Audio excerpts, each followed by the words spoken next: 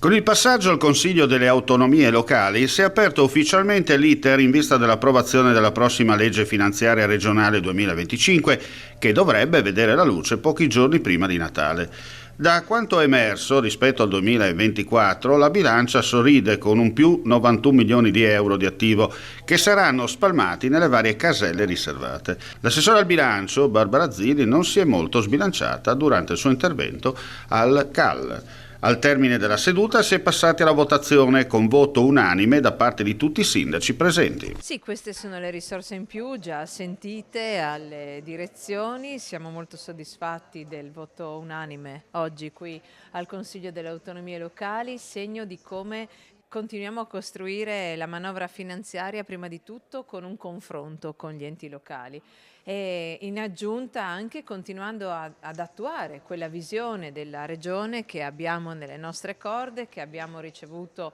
nel mandato elettorale che ci hanno assegnato i cittadini di questa Regione e convinti di come sia assolutamente importante valorizzare anche all'interno della legge di bilancio fin da subito le scelte che abbiamo fatto in particolare per la programmazione finanziaria delle spese legate alla sanità e al sociale, dove garantiamo tutte le risorse utili a poter programmare nell'annualità 26 le spese delle aziende sanitarie e questo è un cambio di passo virtuoso che la solidità del nostro bilancio ci permette di fare. A questo aggiungo anche le risorse ovviamente per gli enti locali, per la sicurezza, ma tutto il compendio di iniziative che abbiamo inanellato per continuare a dimostrare che questo territorio può contare sul supporto dell'amministrazione regionale con ingenti risorse perché l'effetto leva del supporto che gli investimenti e le parti